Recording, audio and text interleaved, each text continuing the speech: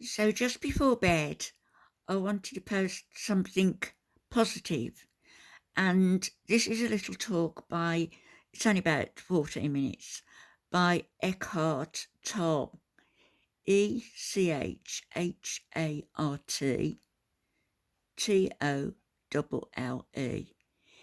He is along the lines of Wayne Dyer, Dolores Cannon, and other people who will help you on your spiritual journey through life if you can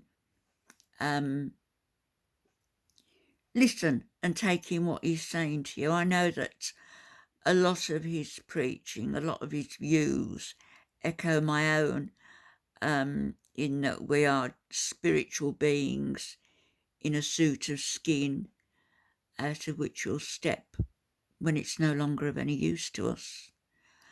And that, in a nutshell, I believe, is what Eckhart Tolle also believes.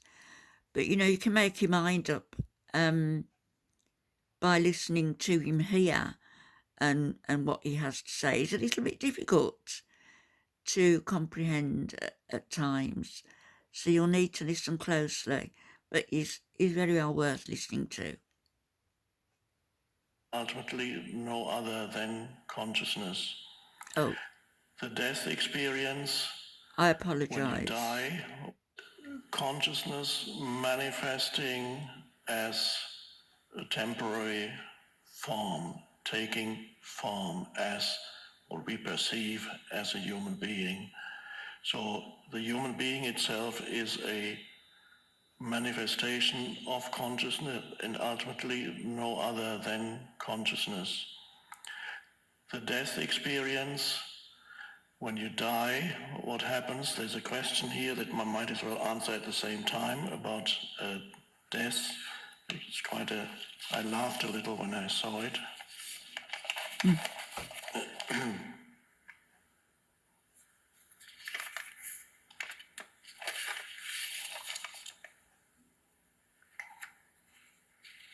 You can't find it. Oh. Why is it that we need to awaken? We all die anyway.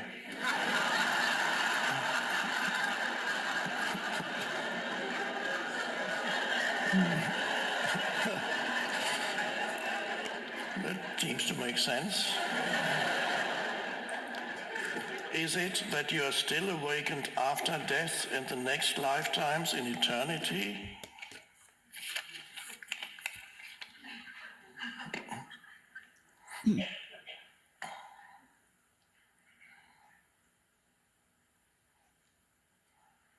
He's written a lot of books also. Now, if you have experienced, I don't know if you have been with somebody if you sat with somebody who died, who is dying, Yes. I don't know if you have experienced it, then you will have experienced, if you're able to surrender to that moment, it's a very sacred thing, a very sacred moment.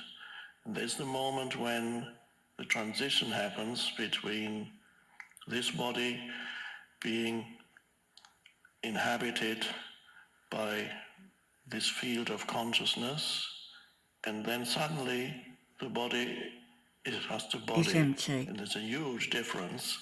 And you immediately see this body was never that being. Yes.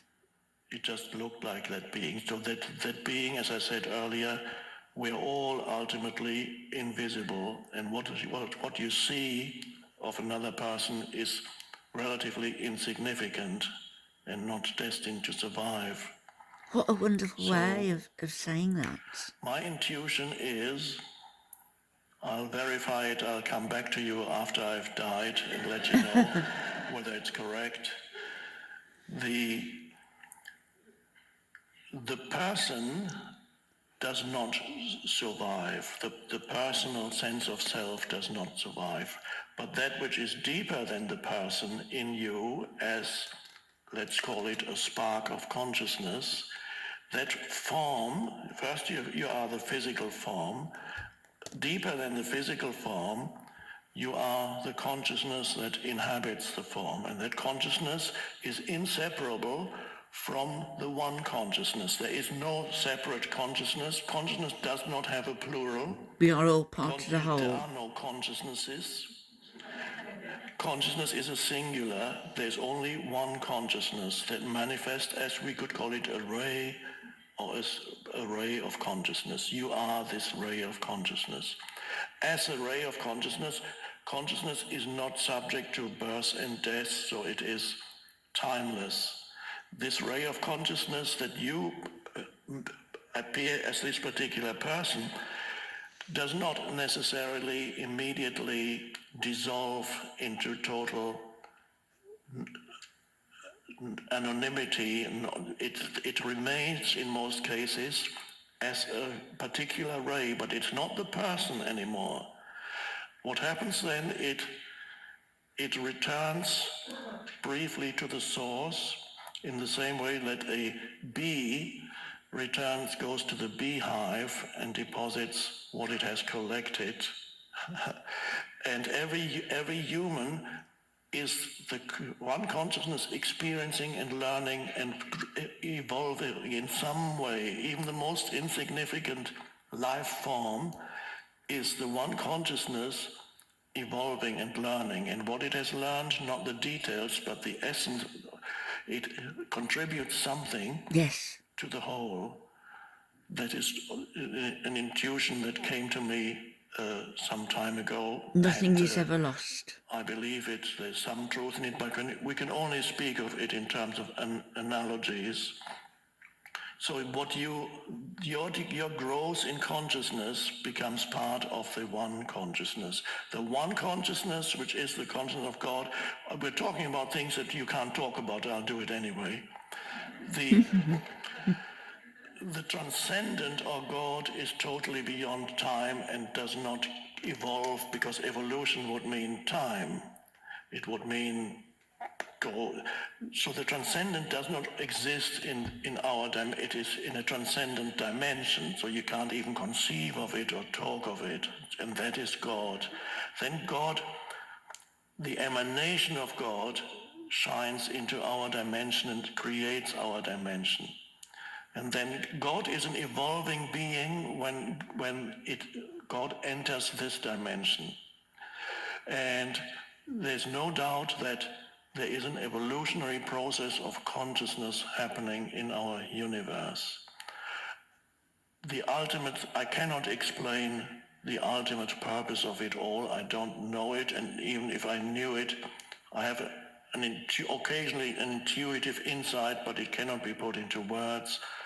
How anybody could explain the universe by using the vocal cords is beyond me, because after all, we only have a few sounds. How does he know so much? As I often say, putting a few sounds together and attempting to explain the universe is a futile attempt. In one of his books, I don't know whether it was his last book, the editor went back to him and said, "We can't publish this. We can't publish it like this." And Eckhart Tolle said, "Why?" And he said, "Because you said that there is a dark hole in each galaxy. And we don't know that. We don't know that that's the case." And Eckhart Tolle said, "Well, I do know that. I'm convinced that that's the case." Anyway, I don't know whether his book was published as it was or whether that part had to be taken out. But that's a lovely little story, because eventually scientists did discover that in every galaxy there is a dark hole. How does he know? After all, there are only 5 vowel sounds A, and E, a I, O, few U. consonants, or whatever they're called. So you put together the vowels A, I, E, O, U, A, I, E, O, U, plus put them together in a certain combination, and there you have the secret of the universe. It doesn't work. You cannot actually, and you cannot speak about what happens after death without already having to talk about the ultimate purpose of it all, because we are part of the ultimate purpose of it all. But the ultimate purpose of it all, you can only have little glimpses of it.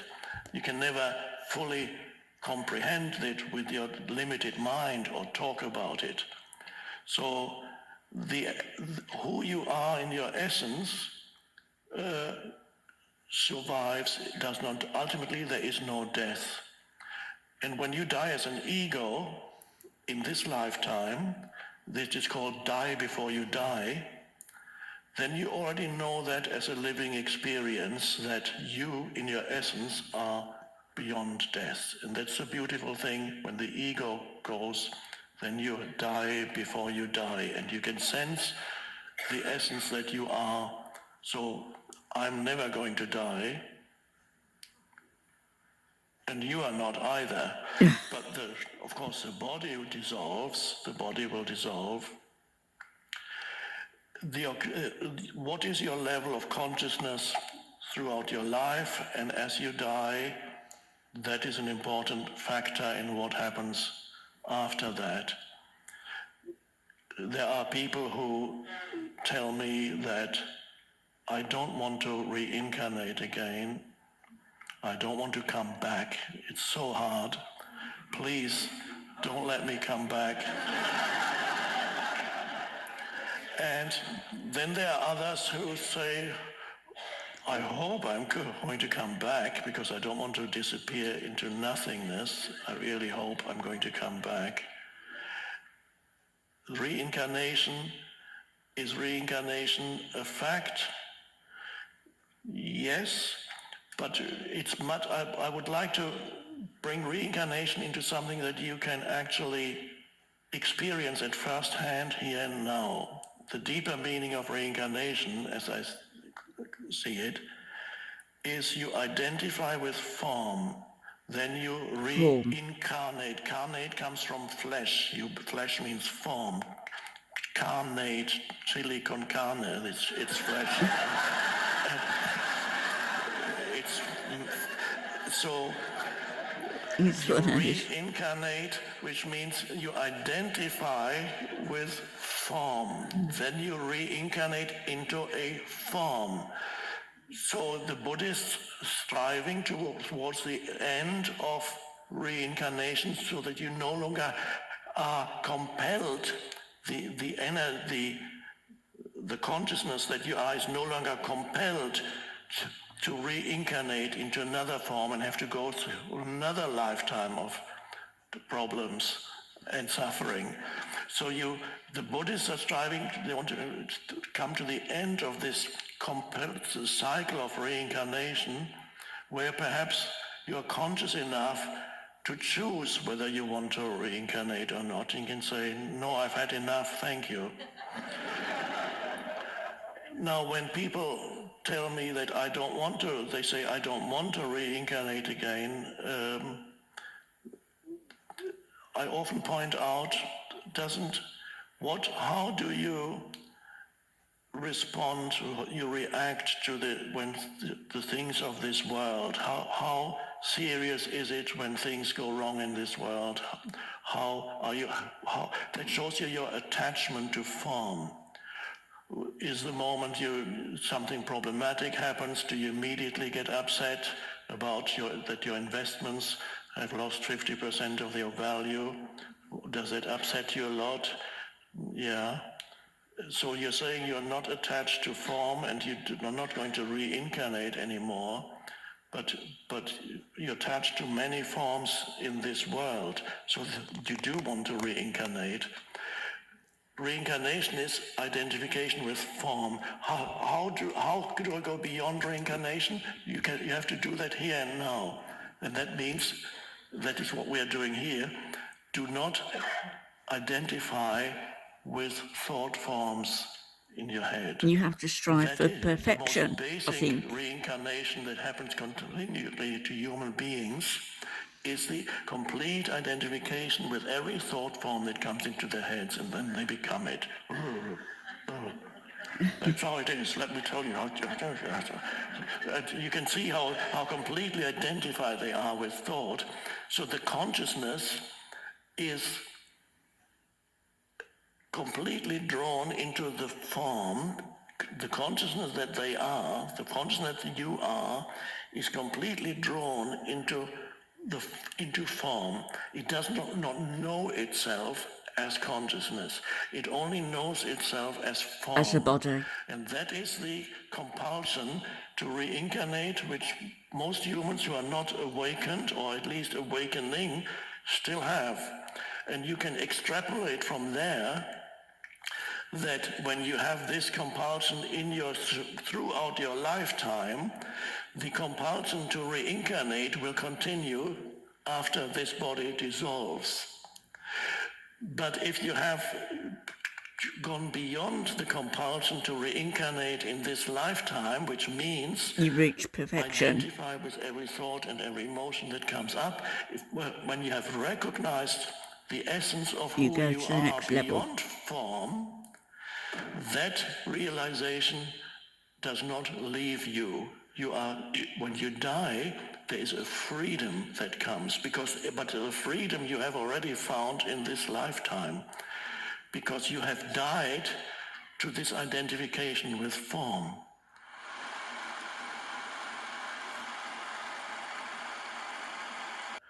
Use a little more. Probably who had taken off his shirt, and he was walking through these crowds of people. And the strange coincidence is that this man, of course, must have been so hot in this weather that he felt compelled to take off his shirt. But by a strange It coincidence, he must had have the been quite. most wonderful physique.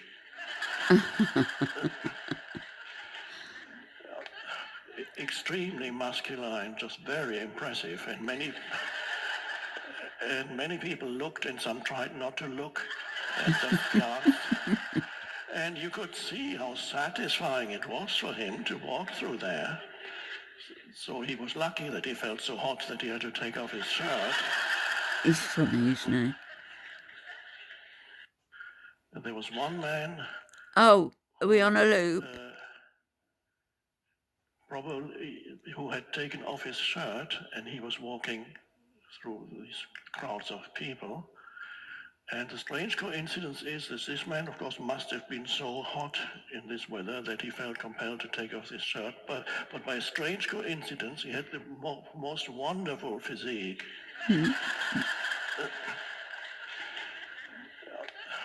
Extremely masculine, just very impressive. And many